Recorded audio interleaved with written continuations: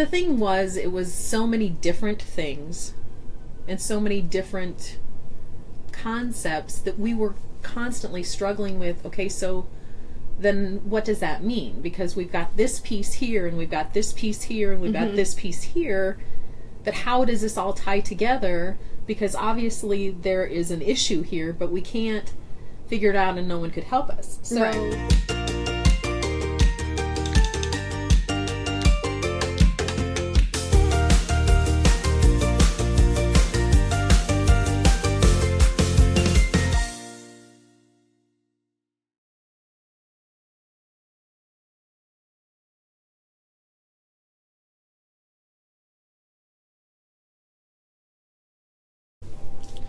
Hi! I am here with my mom. hello. This is Mom Amy, or you can call her Mom Crayons if you like to. Whatever works. Whatever works. So what you're going to do is you're going to come in and you're going to tell me if you can hear us. And you're going to tell me where you're from. But today what we're going to talk about is we're going to talk about my dyscalculia from my mother's perspective, from my parents' perspective. We're just not going to put my dad on. Because it would not be good. having dad on would be a whole nother... Be a whole nother experience. It'd be a whole nother adventure. So, when did you first notice? Like, my struggle with everything. I think when we first noticed the struggle, it wasn't so much with the math part of it.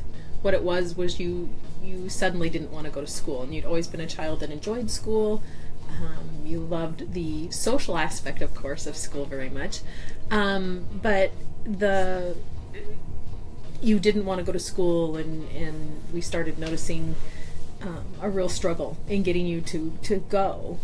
And at the time, we thought it was just an issue with the student teacher that was there, which it was, but we didn't realize how that had all come to play.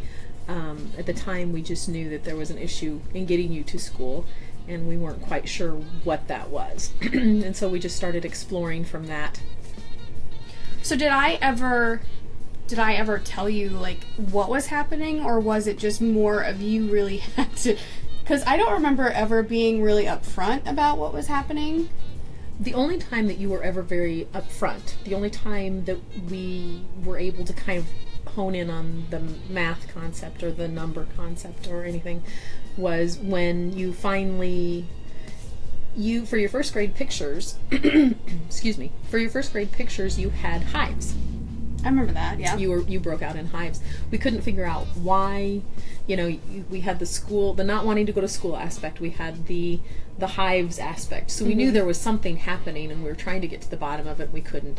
And so you finally said, we were asking you, okay, what's happening in your class? And you said, Miss Hawk took my counters? Your counters. You didn't count them. You didn't call them manipulatives, but Those you said stupid bears. She took my counters away, and you're first grade, so and you were always very verbal, but there was a definite panic in you when you were talking about these counters. She took my counters away, and so that's where we started. So we kind of had to work backwards from there to find out what was going on, and then as we explored the issue further, it became very evident that it was more than just not having the counters to do your math. But I mean, again, that developed over time. Mm-hmm. So it wasn't because there was always something new that came with it. Right. The reading of the clock, the time, telling of time when they were using the Johnny clocks and things. You couldn't do that. Her name's Judy. Judy clock. I thought it was a Johnny clock. I don't know. It's named Judy. Clock. Okay. Anyway, so you were struggling again with, 15 minutes or 20 minutes, or that concept didn't mean anything to you. So, I mean, and I still read clocks wrong to this day. It's very hard to look at and understand. I'm the kid that still struggles with when it's between 2 hours. Mm-hmm. I've panicked and taken my class to specials like an hour and a half early and been like, "About the clock wrong, like we have to go back." So yeah, that's interesting. And I remember like her taking my counters. Did you ever, like as a parent, were you ever able to be, oh there's dogs, were you ever able to be in the classroom and witness that interaction, or what, is that legal? That was not anything at the time. That was not something that was welcome. Okay. I chose early on to be very involved at your school once we started to know that there was an issue somewhere. And I was home. I was a stay-at-home mom at the time, and so I was able to do that, which was, a huge blessing. Right. But it was something that I made a choice to do, especially once we found out that you were struggling somehow. And we were trying desperately to try and help you figure out what was going on. And at the time, we just thought it was a teacher issue. So that's where we were pursuing, that it was an issue somehow with this student teacher that just wasn't. We had meetings with Mrs. Norman. It was just a very, you're just trying to figure things out, thinking it is just an isolated incident with this particular teacher and things are going to get better once you're away from her, or she's done student teaching, or we've addressed these issues, and that just wasn't the case. So when did you begin to notice that it was more than this isolated incident? Was it with the Johnny Judy clocks, or was it was it beyond clocks? It became, I honestly don't think that it was ever really clear until we actually found the book. I The would agree with 13th that. Winter. I don't think we knew that entire picture, because we knew that you struggled with numbers. And it wasn't we didn't think that you had, since Grandma has dyslexia, we thought, okay, you weren't doing the flipping of the numbers. You were doing way different things than we'd ever seen. I was doing weird stuff. Well, I mean, when you've talked about this, when you would go to multiple addition, with numbers with multiple numbers, you would add one column, subtract the next, or you would subtract one column, add the next. You were doing not. I was not doing what I should have been doing with the numbers, and not because you didn't want to. You desperately wanted to, and in fact, I as a parent, you try very hard to be patient, but yet there are times that that your kids are working you just a little bit, and so in the beginning we kind of thought, okay, so we're kind of capitalizing on the fact that this Miss Hawk has not been the greatest, and now we're deciding we don't like math. And wait, did I work you a lot? You worked me a lot. You tried to work me a lot. Let's put it that way. And then I wasn't always the most patient. It was late nights doing math and wondering why this is an issue. And then it became very obvious that we needed to get you help. So our first thought was, we really need to find out where you are. And unfortunately, in the public school system, there is only one way to do that, and that's to have you tested for special services. There isn't a way to look at anything else other than to run you through that battery of tests. Right. And you were very high verbal, very high, all of the other. It was the math issue that was there.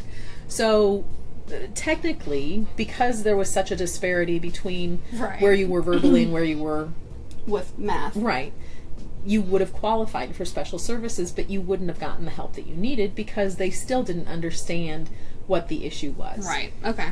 And a very wise and very wonderful woman whose name I cannot remember because I'm old,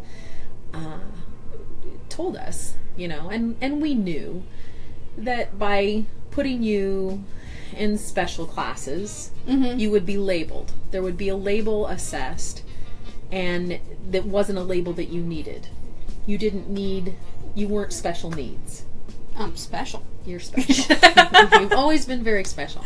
But you weren't special needs. And she said, don't label her with a label. She said, and this is a sad part, and it still is a sad part, because there's so many kids out there that need help, and it shouldn't be a labeling thing. Right. But unfortunately, it is. Right. Yeah. And I think in some cases maybe less so, and then others more. Right. You know? Right. But once a kid is labeled as a special needs kid, right, or even then it wasn't special needs, but it was special ed. Right. Right. And she said, these are not the services that you needed. They weren't going to help you with what you needed. Okay. Which as a parent, it was one of those, well, the good news is your child's bright, which we knew. But the bad news is we have no way of helping her. She's terrible with numbers. We have no way of helping her. We don't understand what's going on with her. And then they go straight to, are you sure this is just not something that she needs to work a little harder to do? Oh, okay. And we worked hard. We did. We did anything that I could think of that might trigger something for you. We did. Money. When you start counting money. Yeah. The concept of 4 quarters makes $1.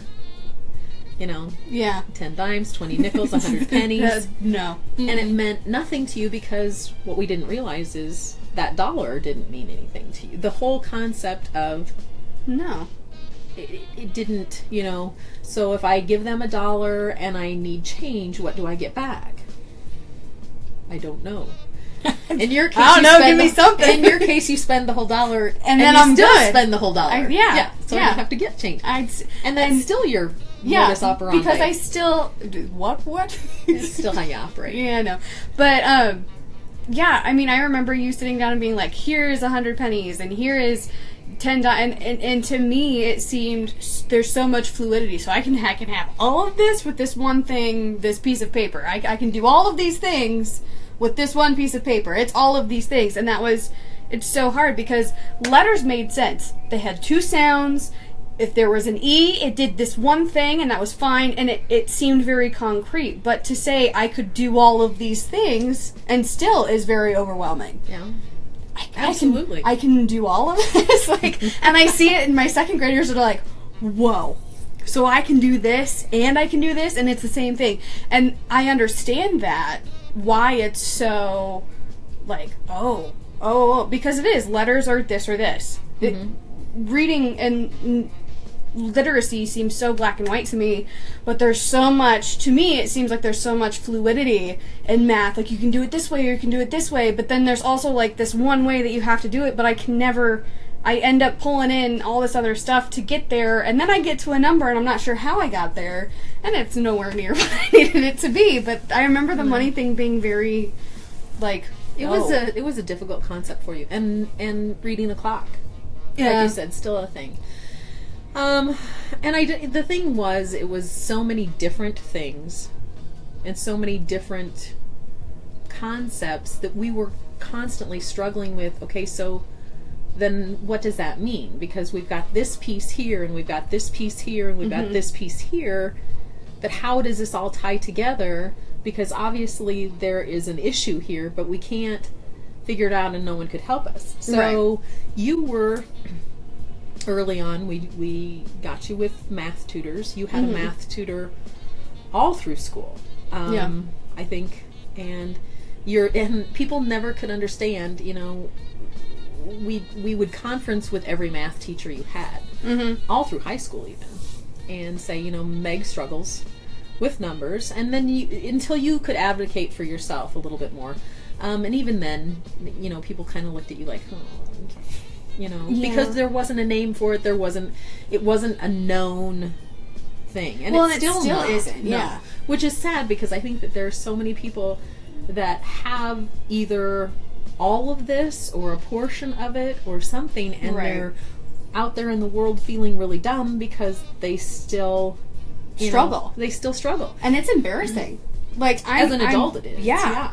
Oh, as a child, it is. I know. It's embarrassing the whole way through. Right. Because still to this day, thank God, cash is kind of becoming obsolete because you have this little plastic card, but like, I can't think fast enough to know how much change I should get back, and I'm probably being shorted 9 times out of 10, but because there's so much anxiety and because the lady behind me is shoving her cart into my backside and I feel like I need to get out of there, I just want my stuff. Give me whatever change you got. I don't care, and I'm going to be gone. So I still can't quite figure out how much change I'm supposed to get back. I avoid... Remember when I worked at the Buckle, and I had to do change? Yeah. I relied so heavily on the computer telling me what the change was, and it would flash on the screen for like 5 seconds, and I had to look at it. So, like, there would be people asking me questions, and I'm staring at this computer screen so I know what their change should be because they're paying with, like, $100 bills or, you know, whatever. And it was stressful. So, working in retail was not long-lived for me at all. But you did really well. You sold well. I did. I sold clothes well. The whole change making, just hand me the card, and it will be good. Well, and the cards weren't as big then. No, they weren't. So, yeah, it's always been...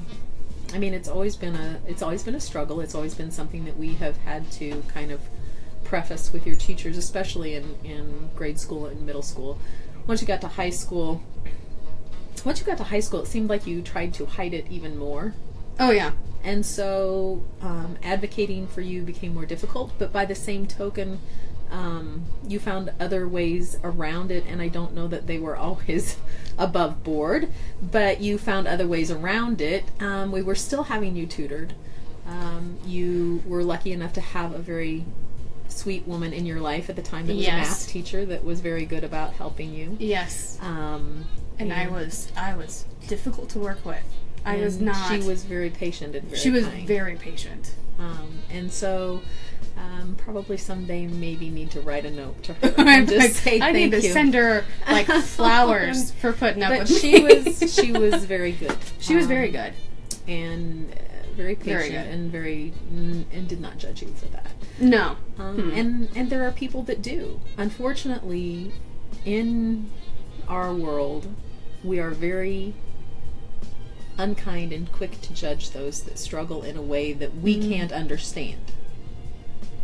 I also think that like the whole judgment thing, I think that because society has so many stipulations on how this should be and how it should look and what you should look and how you should feel, when you see someone that's open enough or vulnerable enough, or like you just see that there's a flaw, it makes people feel better to take like advantage of that flaw to make themselves, to make themselves feel better.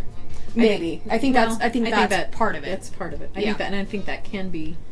I think that can be something. I also think though that by being willing to be open about it, not only does it take courage. Anytime we stand up in front of people and say, okay, this is my struggle, and by no means is this, life altering in a way that is horrible. No. The way that some people have a struggle that is but it's definitely something that is difficult as a child. It's difficult as an adult, and there is no cure, and like we said, there's not much known about it, so you're kind of flying blind. Yeah. But the book The 13th Winter was, I think, for us, the aha moment. Yeah, how old was I when we found that book? You were middle school. And I remember reading it, or was I working at the middle school? I was older than that. Were you in college? I think I was in college. I think you were. I was working at the middle school library, and so I would have been like my freshman year of college. Yes. Yep. And so we read that. No. Yeah, because it would have been maybe your senior year when I was still at the middle school, because then I started working at Midland. So anyway, all right, an argument not to have. Welcome. But we, when I found that book and I read it, bawled. all the yeah. way. I bawled all the way through it because it was just like, okay, you are not alone. This is a thing. Now we have a name for it. Right. Now we have, you know, not that it got us anywhere, but we felt like we weren't alone. There was comfort. There was comfort in knowing that, one, I wasn't crazy. In this instance. I wasn't, you know, like, it was a real thing. It wasn't something like something was wrong with my brain or something's wrong with me. It was something that was semi-known, it seemed, in that book. But then when you go to look, there's nothing. And it's difficult because there are so many. It's not a straightforward thing. Yeah. You know, dyslexia, you flip letters, you flip numbers. And I'm sure that there's more to that. I haven't done the research on that the way we have on sometimes Dyscalculia. like letters will move, like that kind of stuff. Yeah. But with this, it was mathematical. It was the whole concept. It was the whole concept of money and numbers and clocks and time, and because you couldn't read a clock, then there was time, and because you couldn't understand the concept of money, you couldn't count them. You know, I mean, it's just so much that it bled into. Right. That it was so, and the funny thing is, I don't know that you got below a B in math ever. So, you know, I mean, and so people would, and that was always people's out. Yeah. Well, but she's doing fine. Okay, but do you understand that she's not? Right. And having to try and explain to them, because you are bright, because you are doing fine, why are we worried about this? Well, as a mother, I was very worried about it. Right. You know, that's functional math. That's the math that you use. Mm-hmm. Those are reading of number clocks. You read a clock. You count money. You know, the things that you're supposed to be able to do. You're supposed to be able to do. You know, I don't care if you can use a quadratic equation. This is functional stuff that you need to know. Right. And so that's what scared me. Right. Okay, so you have questions. Me? Well, now's your time to ask questions because I'm looking at my computer now. Okay, so yes, the label is hard to get rid of. Do you regret not labeling me? Not at all. So to go back in the situation, you would have done the same thing. I think I would, because there was no help for you, and they pretty much told us, you know, I mean, there was no help for what you were struggling with. Right. You didn't have dyslexia. You didn't need, you know, the most we would have gotten for you, and we were able to get this without going through special services, was a little extra time on tests and a little, you know, I mean, so the things that we were able to advocate for, we didn't have to go through, you know, special education classes for you to have it, because there wasn't anything in place in the special education classes to help you. Well, and I don't know that there is now. I would doubt, just because this, and I can't believe that there aren't more kids out there struggling that are maybe mislabeled. You know, because I think dyslexia is a really easy thing to fall back on. I don't know, you teach now. Isn't dyslexia kind of the catch-all when somebody's struggling with numbers? No.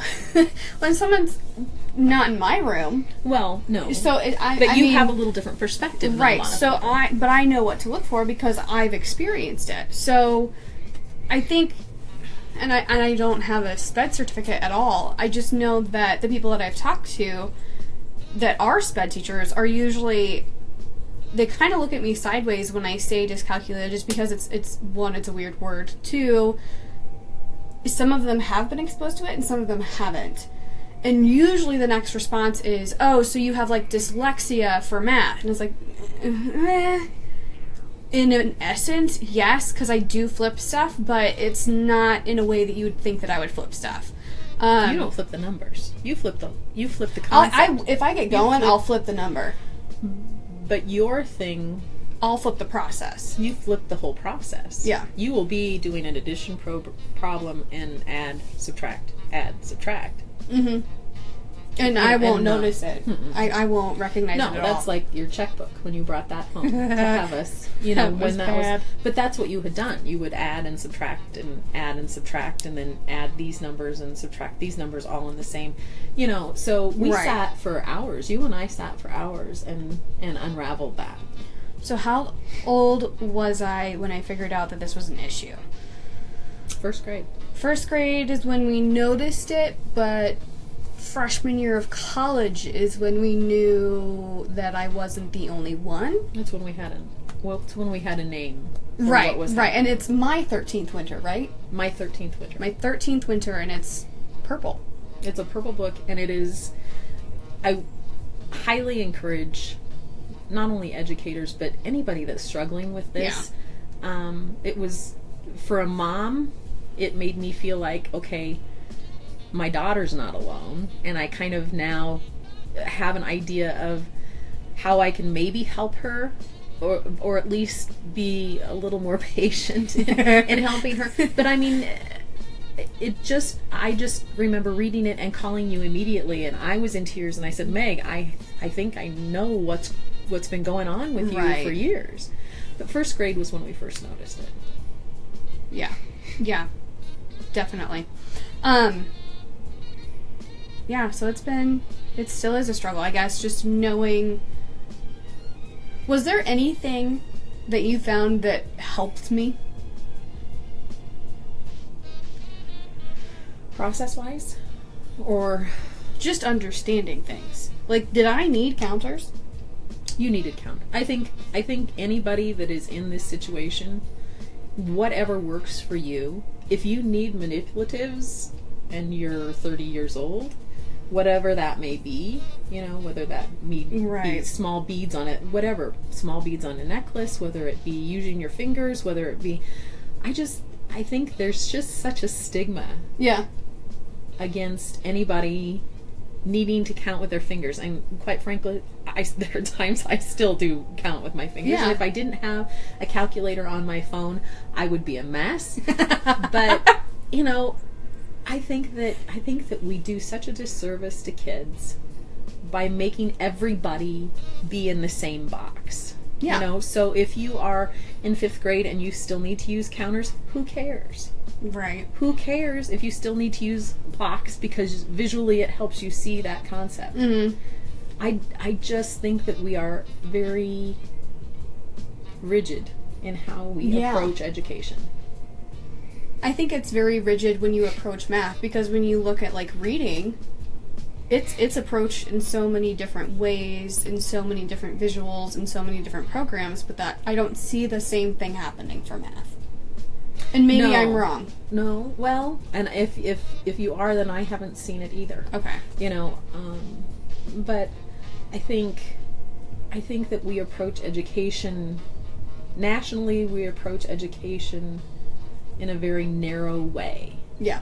And I think that the sad part about that is that there are kids out there that are brilliant, that are bright, and instead of lighting those fires in those small kids and in making them feel like you are amazing for being just that little bit different, we put that flame out so early. Yeah. And make them feel like they are stupid because they can't learn like everyone else. Right. You know, like something's wrong with you because with them. You can't learn like everyone else. Mm-hmm. And I think we're doing such a disservice to so many kids. Yeah. I because they then focus on what people see as wrong with them instead of focusing on that bright light that is there. Right. And I think you see that in your classroom a lot. Oh, very much so. You know, especially at 2nd grade. Oh, yeah. Which is why we don't do that. But the expectations, unfortunately, our government judges teachers by things that aren't, and I don't want to say aren't important, but we look at test scores, and test scores don't tell you how a child learns and what a child can learn. Right. And This makes me a little weepy. Did I struggle with tests? Oh my gosh, Meg. Standardized tests. I remember, was it the ACT? Oh my lord. I took the ACT and I got to the math portion and I literally completely shut down and I circled questions, and my friend was sitting behind me and she looked up halfway through and chucked a pencil at the back of my head and like was like, "What are you doing?" I was like, I don't know what this is. And that's so that score. That's how colleges look at you. Right. That's how other parents judge your kids. What was your ACT score? What was their ACT score? You know, that's how scholarships are awarded. And you know what? That is not a valid way of measuring someone's intelligence or their rate of success in college. So many kids don't get to do college because they're labeled as not smart enough. Right. You know, your dad would have been one of them. Yeah. No, and my dad's smart. Dad's a very smart man. But because his English was, he didn't like English, so he didn't do English. Yeah, which is one of the reasons he's not on camera. Because the things that come out of his mouth. No, now you're making him sound. He just no. I mean, he's smart, but he's very smart, and he works well with his hands, and he is a brilliant electrician. And he likes numbers. Electromechanical. He's Loves good with numbers. So when he saw me struggle with numbers, he had no patience. What did he like? What was his response? Well, I mean, your dad's a pretty chill guy, and right, he's pretty relaxed anyway. Yeah. But I mean, he just didn't. It doesn't say much, anyways. I don't think he knew how to handle it, and so it's easy. Molly's here. Hi, Mom. Come home. I miss you. Hi, sister. I miss you. Come home. His way was to check out, and so that left me to try and figure things out and help you, because I think he was just out of his depth. It was like, she doesn't understand. And not that he wouldn't try to help. Right. But there was only so far that he, Right. I mean, if I had to write numbers on the walls and do, we would have done it. Right. But, there was just no way to get an answer. There were no answers to be had. Right. So, parents, Michelle says it, so, Jeff's here. Jeffy! Are you coming home soon? All my kids need to come home. She wants everybody to come home. Come home. Come home. So, by the way, I am so proud of you for taking your risk and your adventure. You make me proud. Now you're going to make me cry. Jeff, you made Mom cry. Good job. But in a good way. So happy for you. So. Okay. So he says he'll be home in 29 days. Okay. She's going to look you up. She's going to look you up. I better hear from you. Because you're making her cry. Anyway. But, so, to wrap things up here, for parents and teachers or people that struggle with this, what would be your advice to them when dealing with this kind of situation? As a parent, the first thing you always feel when your child is struggling, your heart just breaks, because no matter what happens, that's the one thing you always want to protect them from. And protecting them from struggle doesn't help them grow, but it also breaks your heart to watch them struggle with something, especially when there is no answer and there isn't help out there.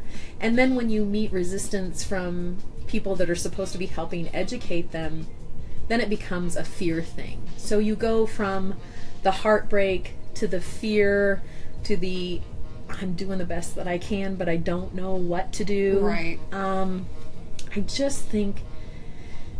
I think we all, as a society, need to be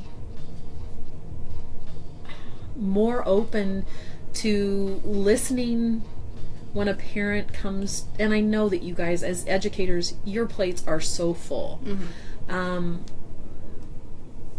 But where else is a parent supposed to go? Yeah. So when I was not getting anywhere with educators, and full respect for what you kids do. You guys work so hard, and people don't have any idea of the hours that you all put in. It's crazy. And the different personalities and learning abilities and things that your kids are struggling with. People have no idea.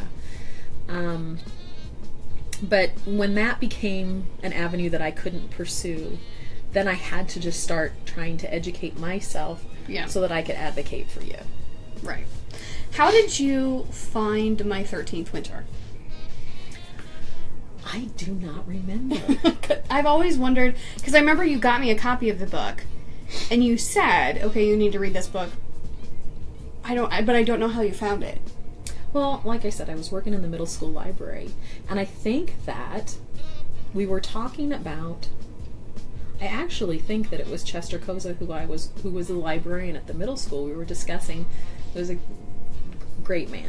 I love Mr. Koza. Oh, he was wonderful. Oh. But we were discussing it, and he, in his own Chester way, said, well, I think that I know of a book that talks about that. And I think he actually was the person that helped me find this book for you. And I think you're right. His heart was bigger than people knew. He seemed like such a grumpy old man, but his heart, he was great. And he did so much for so many that they didn't even know. So I actually think that that's where the book came from. And I read that book, like I said, and it was just like, oh my goodness. Right.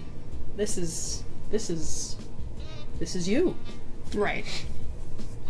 So. All right. So educate yourself. I think the more information that you can gather as a parent, anytime your child has a struggle, I think. But I'm always one of those that will err on the side of more information. I need more information. I need more information because I'm going to fix it. Right. You're going to fix it. Yeah, this didn't get fixed. And it didn't. It didn't get fixed. You've definitely learned how to live a very successful and productive life. For the most part, yes. And,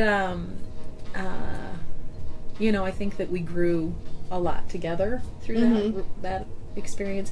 And I think as a teacher, it's giving you great empathy. Yeah. For students. Sometimes too much.